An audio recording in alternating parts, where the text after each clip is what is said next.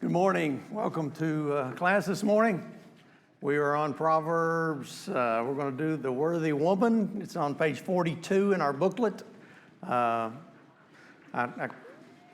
We've got this class and 3 other classes left, so I'm just kind of picking and choosing what we're going to finish with. So if you want to make a note, here's what we're going to do. We're going to do worthy woman this morning. And then we're going to go on Wednesday night. We're going to skip the parents and children. We're going to go to the nation. And then next Sunday, we're going to skip the numerical riddles. Y'all can do that in your free time. And we're going to do the words of the wise next Sunday. And then the last class on Wednesday night, we're going to do a greater than Solomon is here. So Wednesday night, this coming Wednesday, the nation, and then next Sunday, the words of the wise, and then we'll finish up the following Wednesday on a greater than Solomon is here.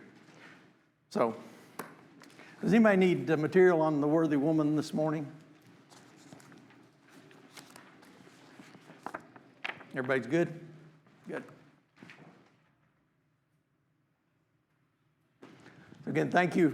Thanks to all for being here this morning, and I look forward to this discussion. And Proverbs 31, something we have all heard many times, but it's still a great, some great stuff there that we have to look at, to understand, try to understand, and then it brings up lots of questions like, is that even possible for us today? Is it possible to be a Proverbs 31 woman in this day and age? And I'm anxious to hear your answers to that. So, Glenn Absher, would you lead us in opening prayer, please? Our God and Father in heaven, we're thankful unto you for another beautiful first day of the week. We're thankful for the opportunity that we have to come out here and assemble as your children to look unto your word and to learn more of your truths and learn better how to live and serve you while upon this earth. We ask you to be with Mickey this morning and give him a good remembrance of the things he prepared for us. Present them in a way that will be beneficial to all. I ask you to be with the sick of our congregation and bless them and be with all of us in this service. Be with all the class teachers. May they have good lessons and stay for each and every class. Always forgive us. In Jesus' name we pray. Amen. Thank you. Thank you. So as we begin this study on the worthy woman, or as our writer listed here, let's talk a little bit about Proverbs 31 before we jump into that. As far as the writing of it, who it's written to, and a little bit of that I think helps us understand a little more about this. So Proverbs predominantly is written by who? Solomon. We know Solomon predominantly writes most of Proverbs. Chapter 30 says these are the words of Agur, and then we get to Proverbs 31, and mine just says wisdom for leaders, but it says these are the words of King Lemuel, the utterance which his mother taught him. Do we know anything about this King Lemuel, by the way? Anybody an expert on who this fella is? No? No?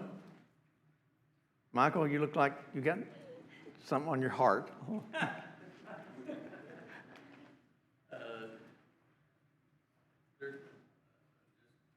reviewing where there's some translations call him the king of Massa. Yes? So some translations call him the king of Massa. You may have one like that. And if that is legitimate, that would likely make him a non-Israelite. Okay. It's kind of interesting. Yeah. So if that's true, some have that. That would make him a non-Israelite, which makes this interesting. And if you look at it a lot, there's some that say this is a nickname that Solomon's mother gave him, and that this is actually Solomon's writing.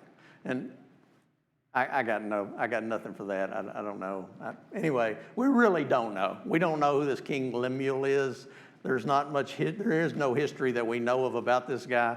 But it's interesting that these are the words that he gave. And where did he get these words? Where did these words come from? Come from his mother.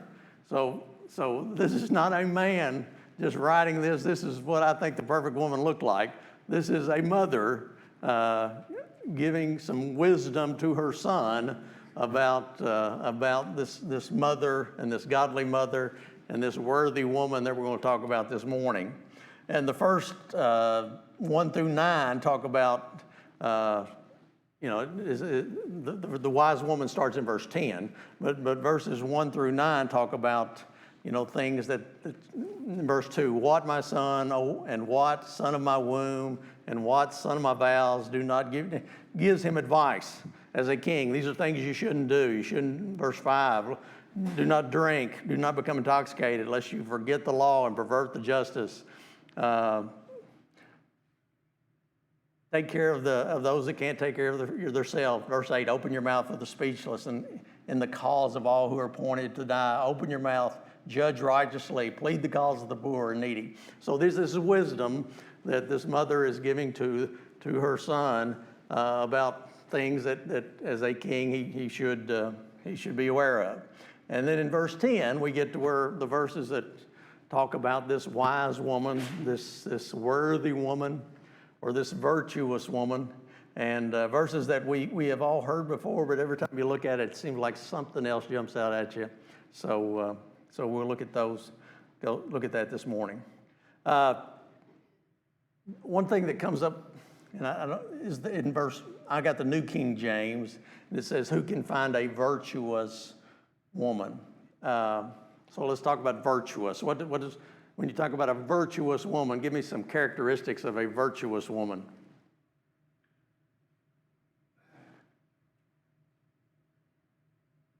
You all have seen virtuous women. Give me a characteristic, please. So the women are going to answer. So you guys are going to have to answer. Hardworking. Hardworking? Yes, sure. Considerate of others.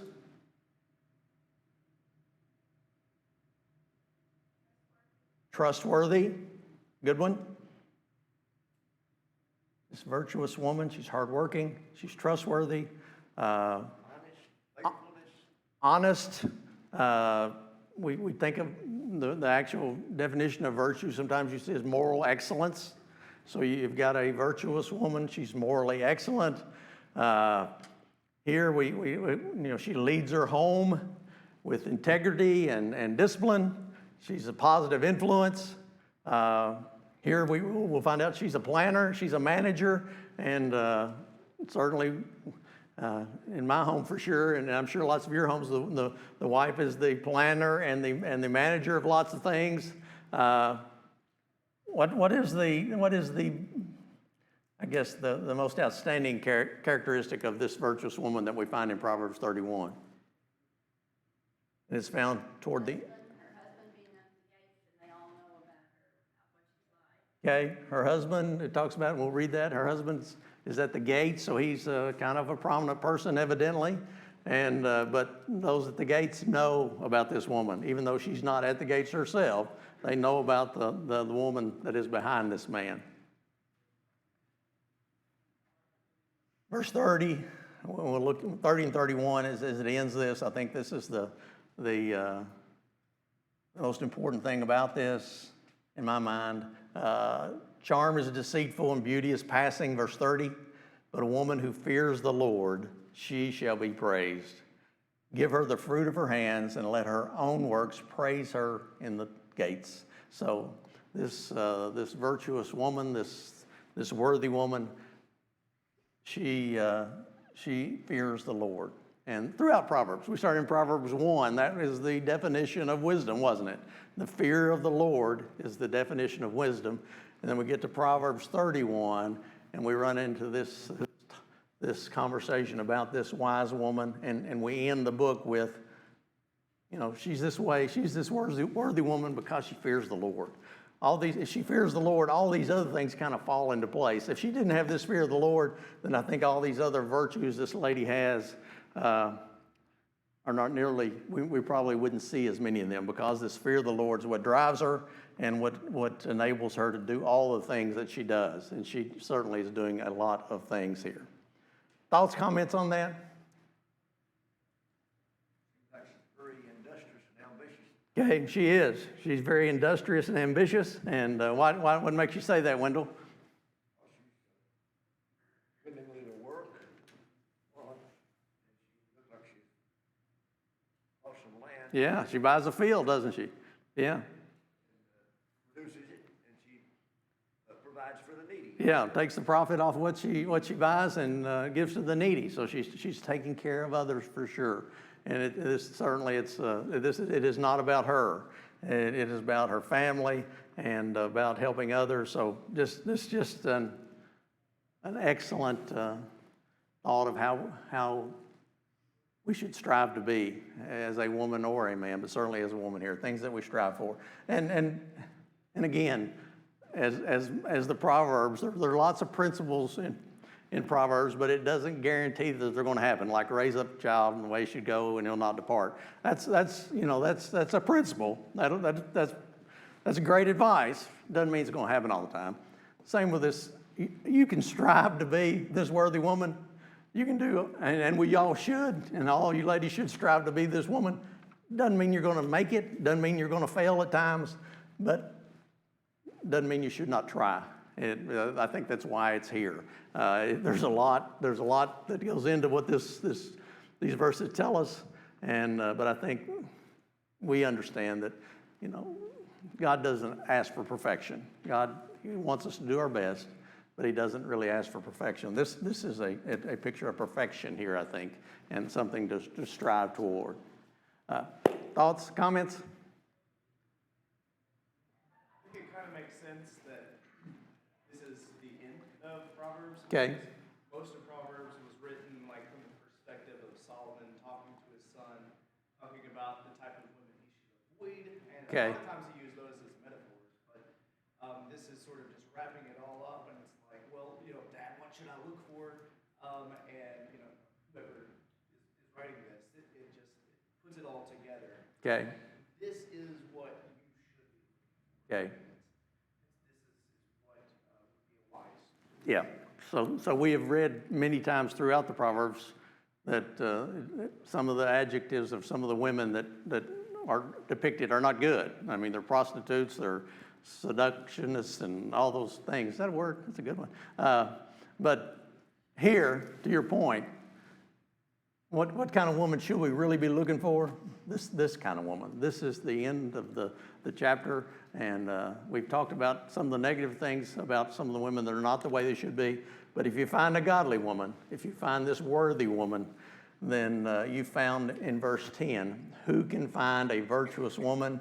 For her worth is far above rubies. Nothing more valuable than finding this worthy woman. And are there a lot of them out there?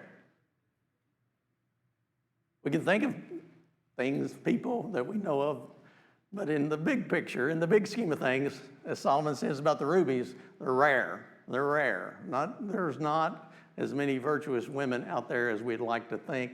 We like to think that our little group here is full of virtuous women, and they are. But in the big scheme of things, it says, Solomon says, or Lemuel says, who can find a virtuous wife? For her worth is far above rubies. So, other thoughts, comments?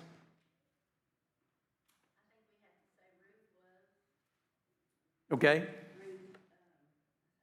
I've got 3:11 mark.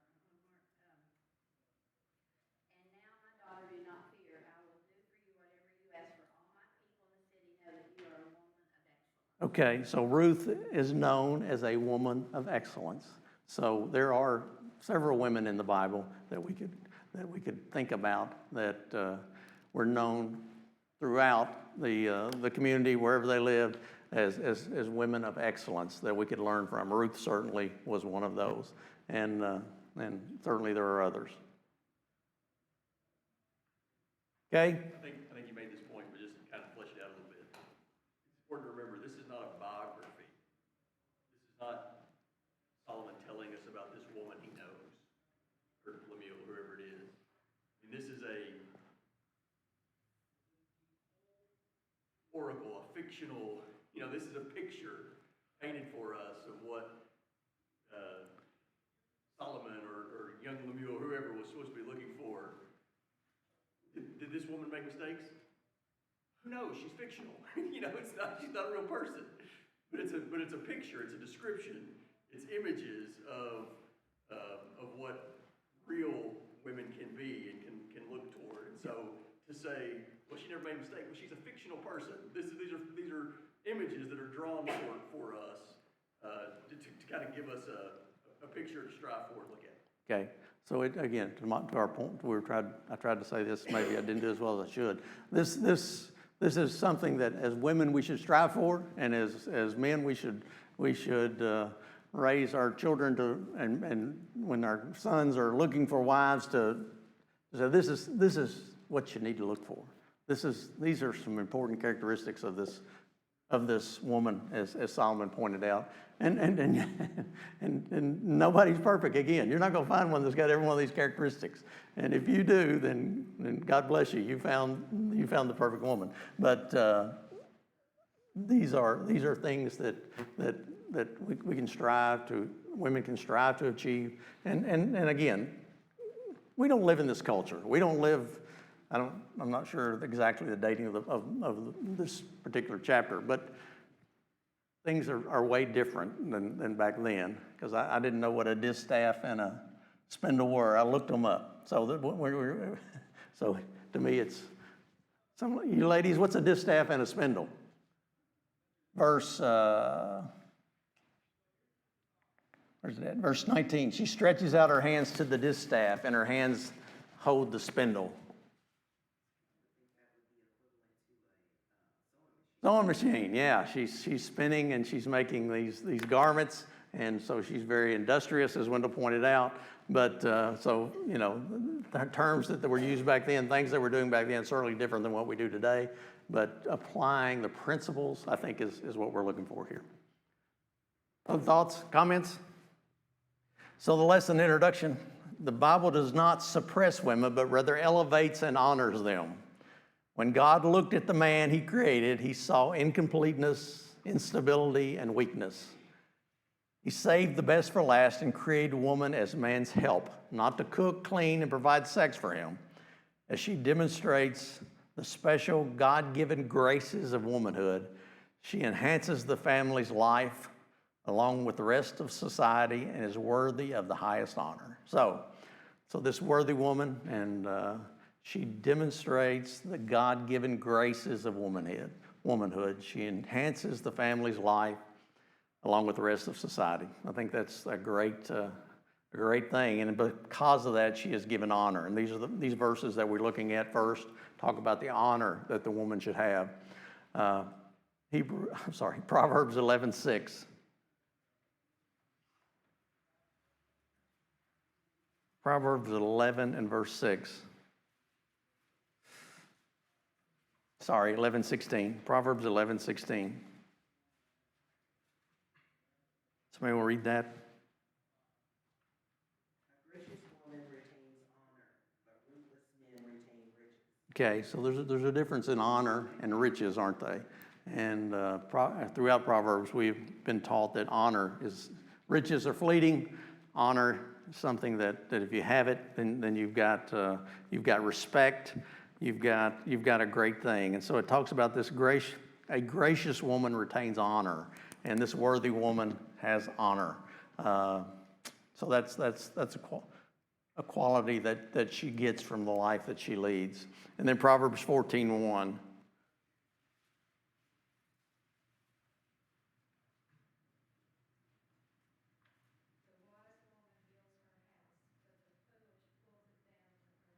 Okay, so we've got this wise woman, and it says she builds her house, and I don't think that's physically talking about hammering in the nails, but through her managing of the house and through running of the house. She builds that house, and a foolish woman certainly can tear that down by the way that she acts. So honor, that's what we're looking for here. This moral woman, this worthy woman, she provides honor and respect she gains from how she acts. It also says Proverbs includes an acrostic poem that extols the virtues of godly women and emphasizes her value to mankind. And that's 10 through 31. Anybody know any Hebrew? Because I looked at that and I struggle with I struggle with that. So does anybody know what an acrostic poem is, by the way? So what does that mean? Each one starts with a letter of the alphabet. So it would be like in English, the first line would start with A, the second line would start with B. Yes. So there's 22 evidently. Is that 10 through 31? How many is that? There's in the Hebrew alphabet, supposedly, and I don't know any Hebrew, if you start at verse 10 and go through verse 31, each one of those starts with the Hebrew alphabet. And I struggle with that because it looks like 5 of them start with she to me, so I don't know how that works.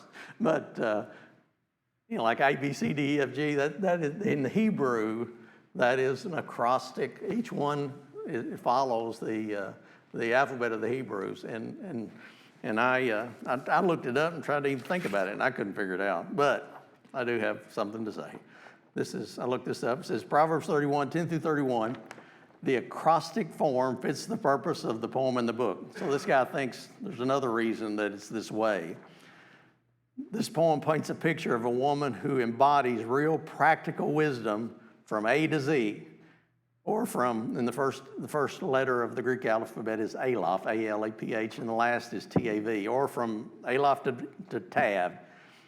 The poem does not, in fact, exhaust the scope of practical economic activity for the Israelite woman, but it shows, in his mind, the completeness. If you found this woman, you've got it all, from A to Z, if you find a woman like this worthy woman. I thought that was kind of interesting, but I couldn't figure out the Hebrew A to Z I struggled with.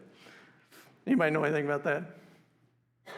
Just that's what it says it is. So we'll agree that it works that way. I would guess it's like, you see these things, acronyms to remember, like, there's one that's like, before you speak, be smart, and it's like, the T is like for truth, and so I would guess it would be like, each Hebrew letter would have a characteristic, and then he would explain it. So it wouldn't be like this sentence starts with that letter, but maybe the characteristic, and then he would explain it after that. Okay.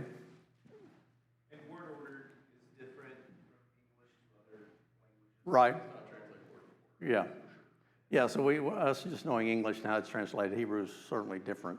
But anyway, I thought it was interesting that it was an acrostic. And Psalms 119, I think, is the very same way. If you do any research on that, I think it's the same way.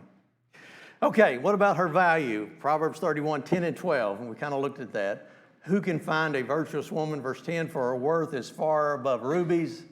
The heart of her husband safely trusts her. So there's that trustworthy woman. So he will have no lack of gain. She certainly helps him in all that he does. And then finally in verse 12, she does him good and not evil all the days of her life. So these talking about the pricelessness of this woman. It says in our lesson here, she is his crowning jewel, a treasure given to man. Proverbs 12 and verse 4. She is his crowning jewel. And I thought that I was trying to understand that. So if somebody's my crowning jewel, what are they? Okay. So Proverbs 12 and verse 4, an excellent wife is the crown of her husband. On the other side of that, but she who causes shame is like rottenness in his bones. I think we talked about that last week. So when somebody is the crown of her husband, she's very valuable. The crown is valuable. Other thoughts on crown there? One of the commentaries says the crown enhances the man's appearance in the eyes of others. So she makes him look good. We all want a spouse that makes us look good.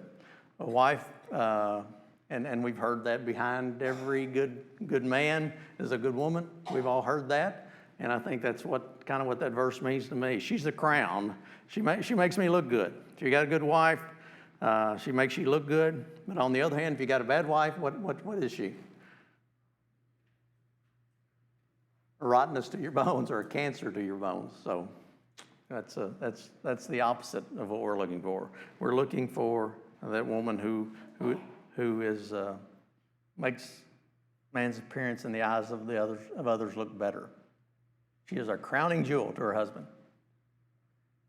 Then Proverbs 19:14. I think we've looked at that one before as well, but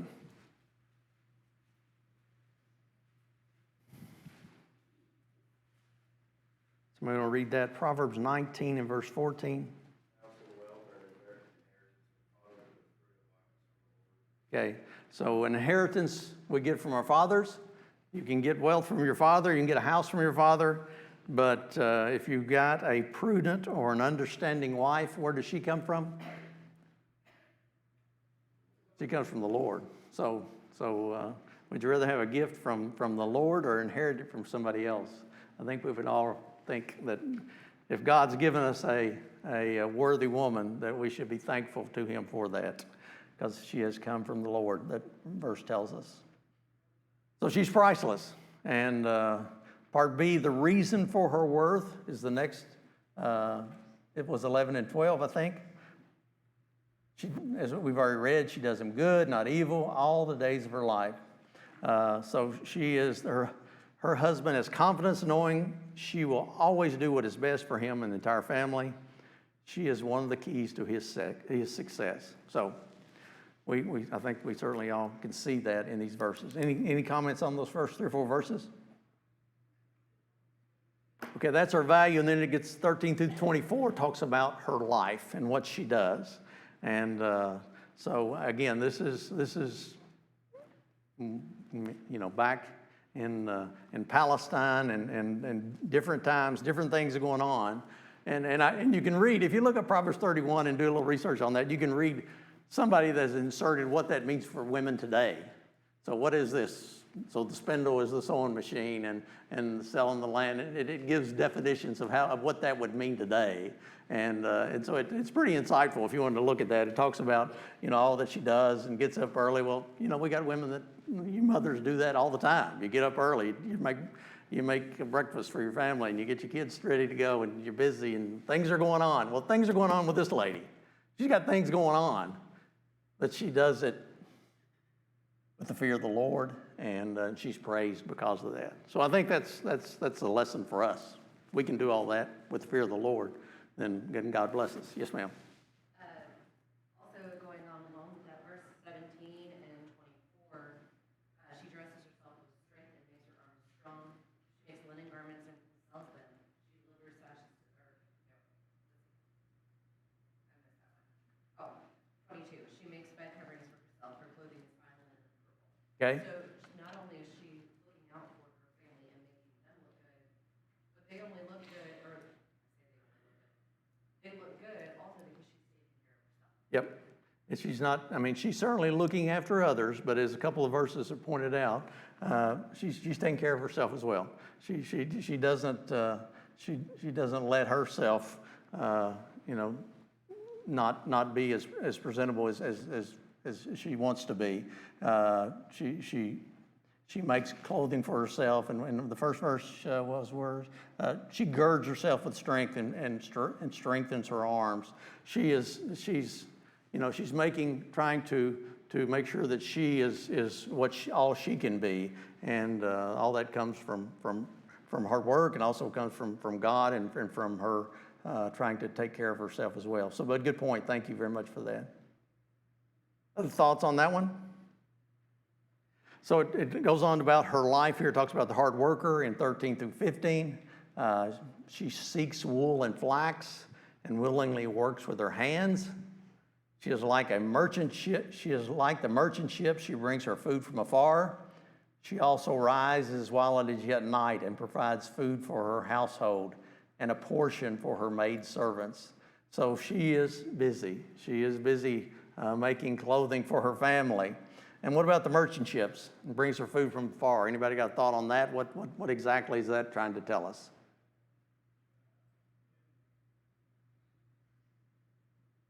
Delivers the goods. Okay, when she delivers the goods, perhaps some of the goods she trades.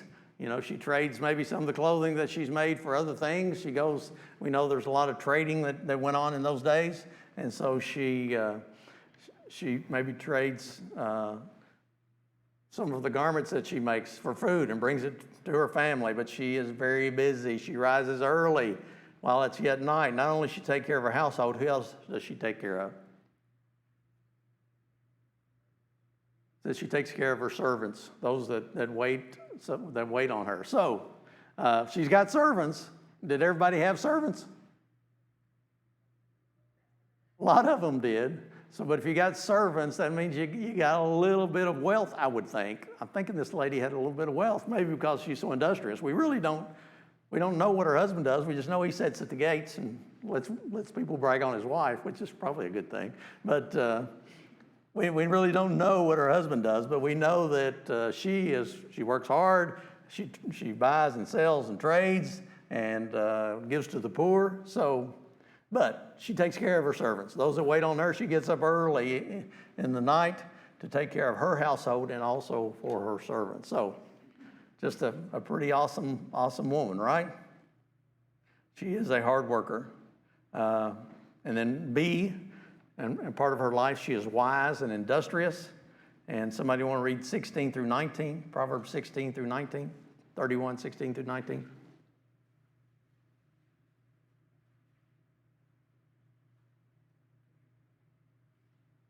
She considers a field and buys it. With the fruit of her hands, she plants a vineyard. She dresses herself with strength and makes her arms strong. She perceives that her merchandise is profitable. Her lamp does not go out at night. She puts her hands to the distaff, and her hands hold the spindle. Okay, so this is this industrious, wise, hardworking lady. She's a good business manager. She can make wise decisions. She goes out and buys a field, buys some property evidently, and from the profit of it, and she plants a vineyard, and then she shares that vineyard with those that need it, and she's constantly stretches out her hands to the distaff, and her hands holds the spindle, so she's making these garments. Just a very, very wise and industrious lady. She also prepares for herself for the rigorous work of providing food and clothing for her family, and she seems to never tire.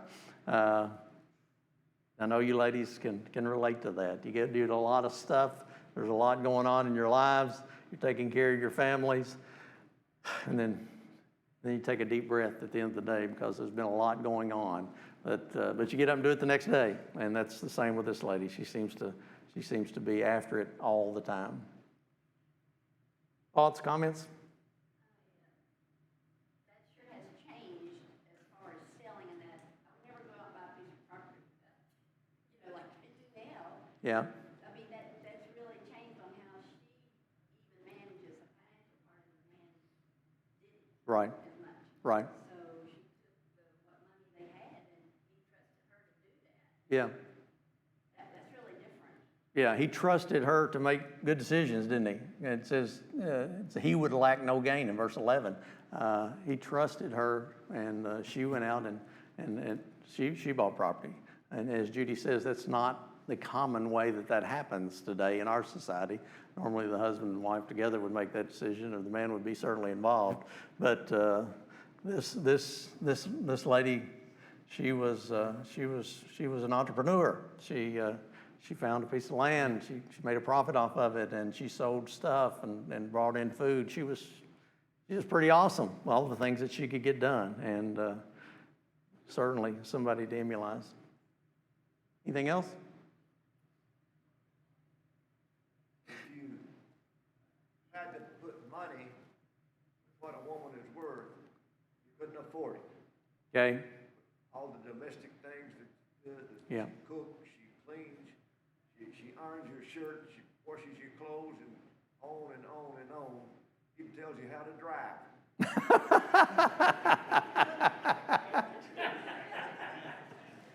Now, Wendell, you didn't have to say that. You were doing pretty good till you got right there to the end. I'm a gigging her a little bit. If you didn't hear Wendell, he was extolling all the virtues of his wife. And at the end, he said she'll even tell you how to drive, which was probably stepping out a little bit. But thank you. I agree. The value that of all that women do for us is you couldn't afford it, could you, Wendell? You couldn't afford it if you had to pay for it. And then it talks about her kindness and charity in part C. In verse 20, it says, she extends her hand to the poor. Yes, she reaches her hands to the needy. So all this stuff that's going on with her and her family, she still is one that is willing to share and give to those who have need. So certainly attributes that we all should have. And then part D, because of her life, it is certainly a benefit to the family.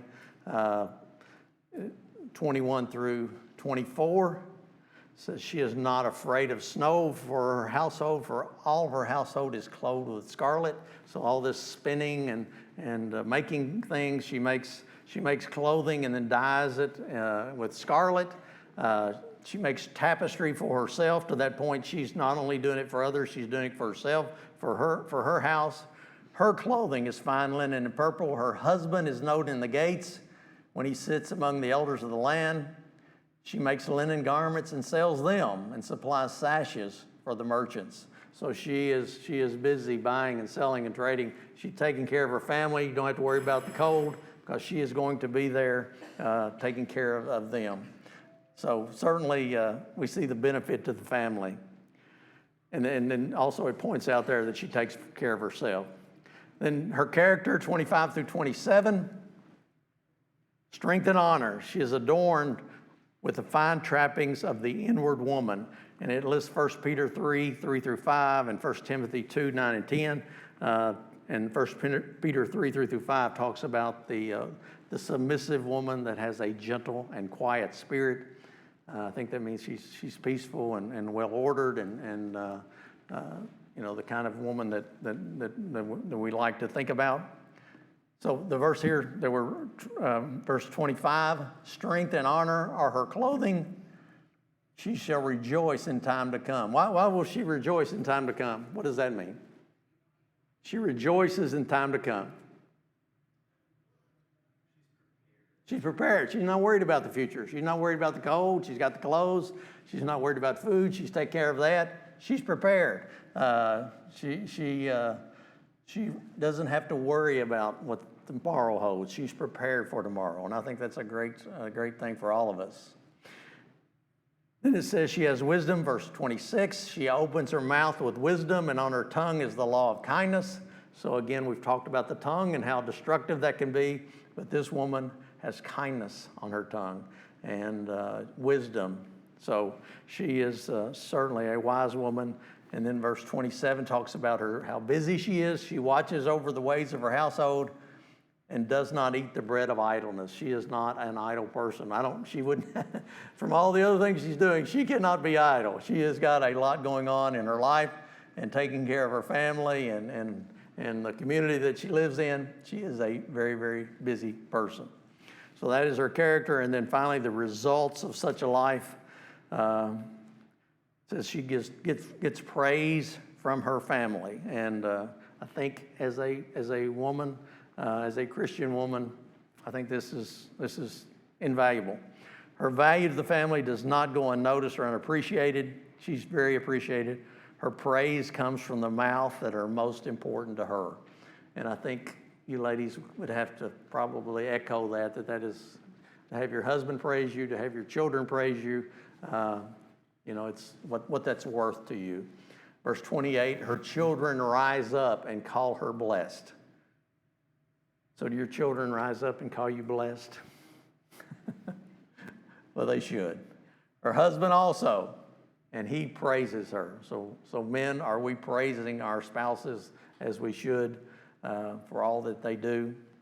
Proverbs 31, woman, if we got one, we better be. Many daughters have done well, but you excel them all. So talks about the excellence of this person, and she stands, as it points out here, head and shoulders above some other women of the world. None is even in her league. She surpasses them all. And then finally, her secret. What's the secret to all this? How does this woman do all this? Verse 30, charm is deceitful. Somebody can be charming and trick you. And beauty is passing. You know, you're probably not going to, we're all not going to look when we're 66 like we do when we're 18. Charm is deceitful, beauty is passing, but a woman who fears the Lord, she shall be praised. A woman that fears the Lord, she shall be praised. Give her of the fruit of her hands, and let her own works praise her in the gates. So the woman that's the godly woman, she doesn't have to tell you how great she is. She doesn't have to tell you anything about her. Her works, another version says, trumpet in the marketplace. Yes, ma'am. As we're reading through this, I also think about how God wants the church to be likened to, or Christ to be likened to his bride. Okay. And this is the perfect woman. Okay. So, you know, The church is the bride of Christ, certainly. So we should be, as a church, have these similar DNA, similar characteristics. Ephesians 5, we can go there and talk about how as the church is the bride of Christ, and how we should represent the church. And this godly woman, she represents her family, and she's praised. Her works are trumpeted throughout the community, because everybody knows what a great woman she is. So I don't think we got time to get to the questions, but I think we kind of answered them all with the reading of this. But something for all of us to think about. And this virtuous woman, what a wonderful thing to end up the book of Proverbs on. So thank you all. So Wednesday, as we said, we'll talk about the nation.